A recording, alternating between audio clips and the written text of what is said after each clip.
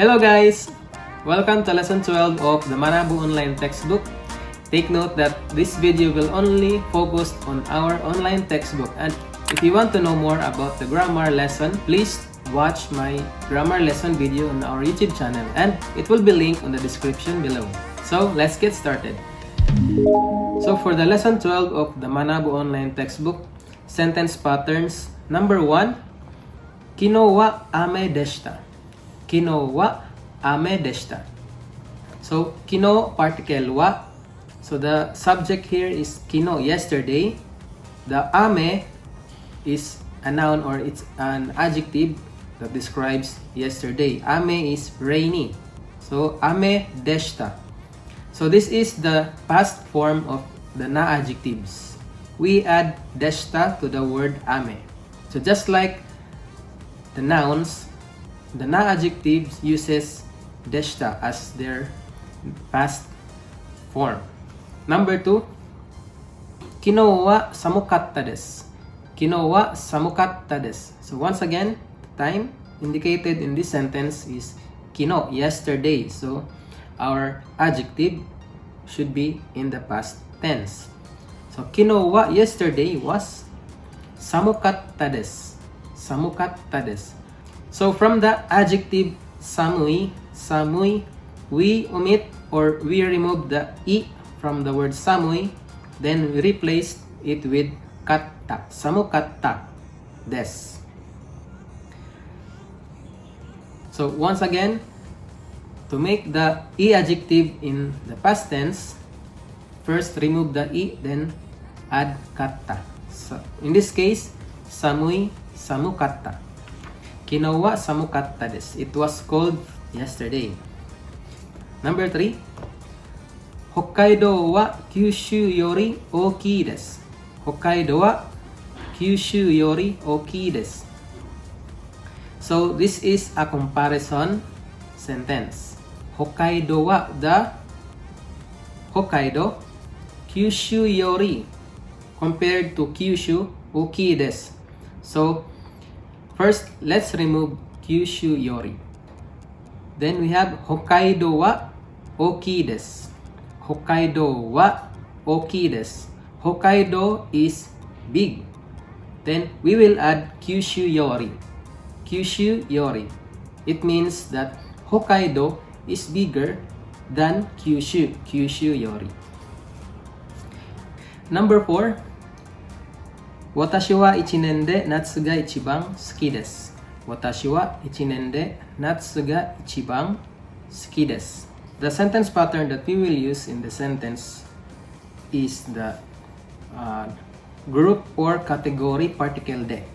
So in this example is ichinen de. So ichinen belongs to the time group, ichinen. Then particle de. And you will choose one among or within the year. Itsuga, when is your favorite? Ichibang suki desu. So in this sentence, natsuga ichibang suki desu. I like summer the most. So for example, your group or category is food. For example, Nihon ryori no naka de. So you can say Nihon ryori de or Nihon ryori no naka de. It's optional.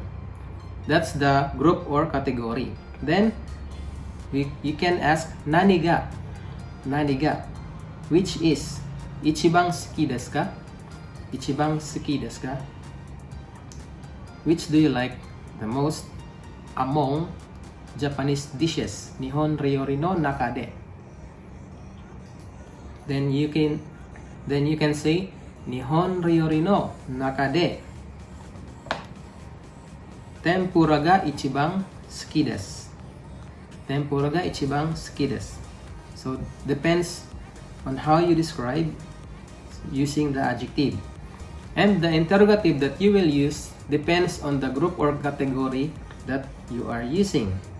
So for example, your group or category is people, like kazoku, your family. Kazoku no naka de, within your family.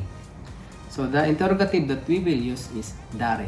Dare ga, who is ichibang Then the adjective is, for example, sega takai. Sega takai means tall. Kazoko no naka de dare ga ichibang sega takai desu ka? So the dare ga, we will answer dare ga with the person among the family. Kazoko no naka de is the tallest. So for example, the tallest is your elder brother. So you will say Kazoko no naka de ani ga ichibang sega takai desu. Now let's read the example sentences. We will be joined by Van-san. Hello everyone. Number 1. Kyoto wa shizuka deshita ka? いえ、静かじゃありませんでした。 Once again, Kyoto wa shizuka deshita ka? いえ、静かじゃありませんでした。 For example, he went to Kyoto. Then I asked him about his experience in Kyoto. So I said shizuka deshita in past tense. So the word shizuka is an adjective which means quiet. Then the past tense we add deshita because it's an adjective. So it will be translated as, was Kyoto quiet? He answered, no, iie. Shizuka ja arimasen, it's not quiet. Then he added deshita to make it past tense. Number 2. Ryoko wa tanoshikatta desu ka? はい、楽しかったです。 Tenki wa yukatta desu ka? いえ、あまり良くなかったです。 So once again, he went to travel. The word ryoko, travel. Wa tanoshikatta desu ka? Did you enjoy your trip? And he answered, Hai, tanoshikatta desu. Yes, it was fun. It means that he enjoyed it. Tanoshikatta. The past tense of the e adjectives, tanoshi. We remove the e from the tanoshi, then add katta to make it in past form. Then I asked, Tenki wa yukatta desu ka? How was the weather? Was the weather nice? Then he answered, Iie, no, amari yoku nakatta desu. So if you remember on our previous lesson, the word amari is an adverb added to an adjective, to a negative adjective. So in this case, yoku nakatta, yokonai is not good. Then the past tense again, for e adjectives, yokonai, it ends in e, so we remove the e and add katta to make it a negative past form. Yoku nakatta desu. Number 3. Kino no party wa dou deshita ka? とても賑やかでした。いろいろな人に会いました。会いました。 Okay.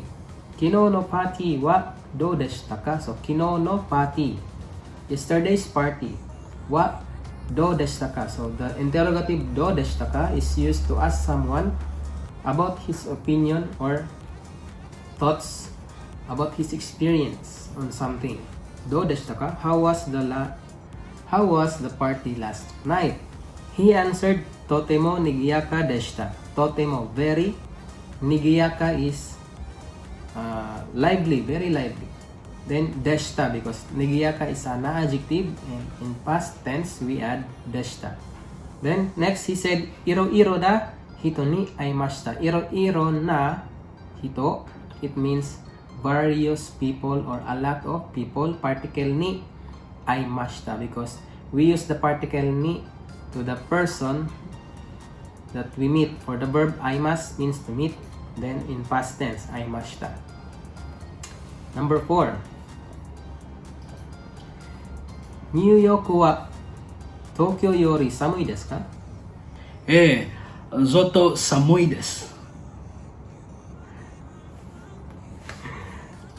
Okay, the question was, New York wa Tokyo yori samui desu ka? So remember the pattern as noun 1 wa, noun 2 yori, samui desu ka? So noun 1 in comparison with noun 2. In this case, New York wa is New York. Tokyo yori compared to Tokyo, samui desu ka? is cold. So, is New York cooler than Tokyo? He answered, yes. Zutto means like they have much, the difference is big. Zutto samui desu. It's much colder. Number 5. Kuko made basu to densha to dochira ga hayai desu ka? Densha no hou ga hayai desu. So in this sentence, kuko made, up to the airport. Then noun, this sentence pattern uses noun 1 to, noun 2 to. This means noun 1 to compare noun 1 and compare noun 2.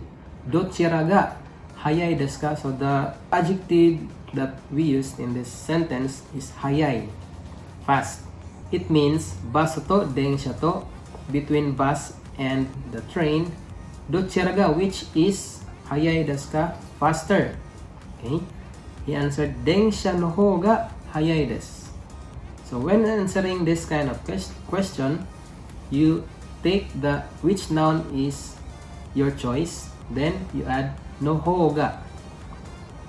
So your choices was basu to densha to, bus and train. The question was dochira ga, which is hayai desu ka? So you will pick one. Then his choice is densha. So densha no hou ga hayai desu. So remember this pattern, guys. Number 6. Umi to yama to dochira ga suki desu ka? So the same pattern as the number 5. He answered, Dochira mo suki desu. so umi to yama to, between the sea and the mountain. Dochira ga suki desu ka? Which do you like, or which do you prefer? He answered, dochira mo suki desu. So if both noun 1 and noun 2 is your choice, you will use the phrase dochira mo, then the adjective that is stated on the question. In this case, suki desu. So dochira mo suki desu. Dochira mo, which translates both. Suki desu, I like them both. And last, number 7. Nihon ryori de nani ga ichiban suki desu ka? Tempura ga ichiban suki desu. Once again, Nihon ryori de nani ga ichiban suki desu ka? Tempura ga ichiban suki desu. So once again, the group or category no naka de, or group or category de. In this example, the group or category that is stated is Nihon ryori is a food, an object. So we will use the interrogative nani. So depends on the category. Then nani ga ichiban suki desu ka? Which do you like the best? His answer is tempura. Tempura ga ichiban suki desu. So now guys, let's proceed to the conversation video.